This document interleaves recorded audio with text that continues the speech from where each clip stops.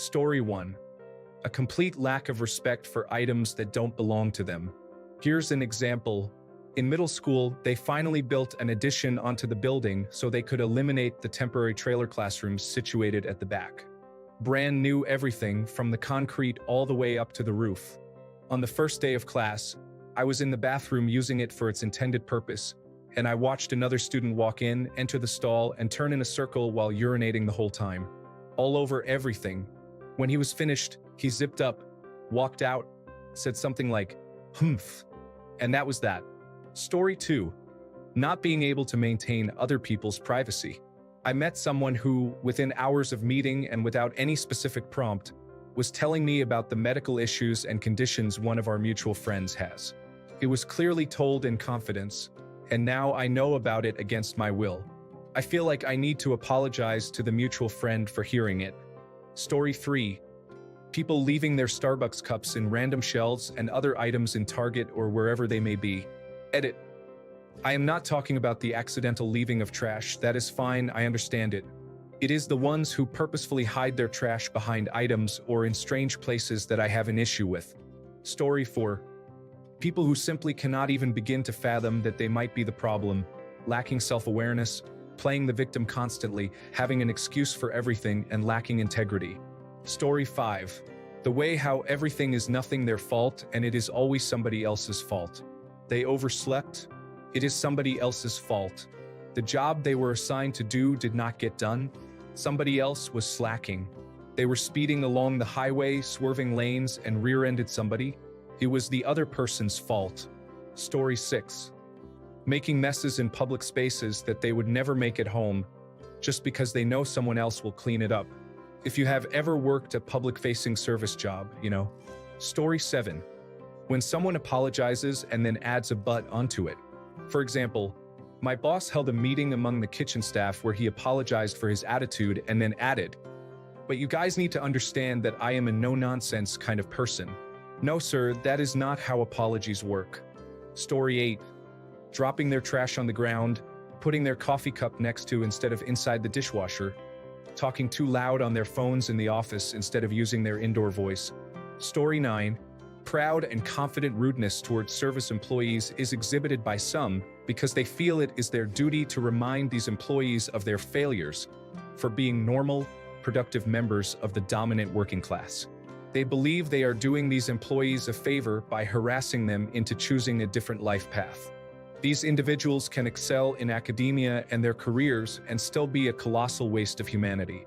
It's important to teach your children compassion and gratitude. Story 10. To be honest, nothing.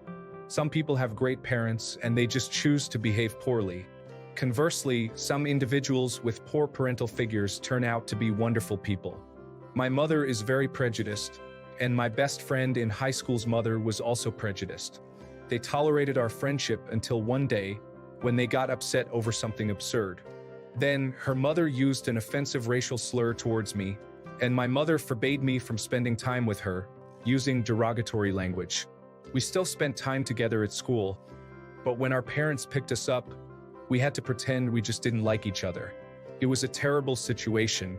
We hadn't done anything wrong. We were simply of different races. Story 11. When they tell you that their belief in Jesus absolves them of all sin, so they can treat their planet, fellow earthlings, all creatures great and small everything, like a dirt clod on a stepping stone. Kick it away or smash it under your shoe because Jesus loves me, not you. Story 12. One of the biggest signs that someone wasn't raised right is a total lack of empathy. You know, those people who just can't seem to put themselves in someone else's shoes or who dismiss others' feelings as if they don't matter. It's like they never learned the basic human skill of understanding that their actions and words affect other people. Another thing that stands out is how they treat service workers or anyone they perceive as beneath them. If someone is rude, condescending, or entitled when they don't get their way, that's a big red flag. It says a lot about their upbringing, like they were never taught the importance of kindness, patience, and respect. Story 13. Sitting in their car and blasting music in the middle of the night while everyone is asleep, cutting people off on the road and then acting like everyone else is the problem. Story 14. Difficulty recognizing their own flaws or understanding how their behavior affects others may reflect a lack of introspection encouraged in their upbringing. Story 15. They don't put their shopping cart in the cart corral in the parking lot like an uncivilized person. They don't pick up their dog's waste when walking it. Lack of please, thank you, and you're welcome. Story 16. Lack of introspection means not being able to examine how one's actions might have led to certain outcomes or how someone reacts to them.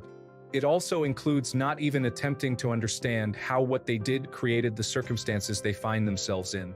I would suggest, however, that the ability to introspect is a learned skill, especially for individuals who had traumatic childhoods. In such cases, they were blamed for everything, so they had to try and figure out how, when, where, and if they were truly at fault. This was so they could learn how not to be that way or that version of themselves anymore. Story 17. Treats people differently based on how they look or their social status. Doesn't consider others when doing or saying something. Greedy with money. If they're an employer of some sort, they don't give decent benefits and work their employees too hard. Degrades people. Only cares about their own well-being. Couldn't care less about others. Walks into someone else's home and just opens the fridge and eats whatever they want without at least asking. Is a cheater any kind of cheating? Lies, steals, kills. Story 18. How people talk about others behind their back. If you are nice to someone but talk negatively as soon as you turn your back on them, you are not going to be my friend. If you can do it to that person, you will do the same to me.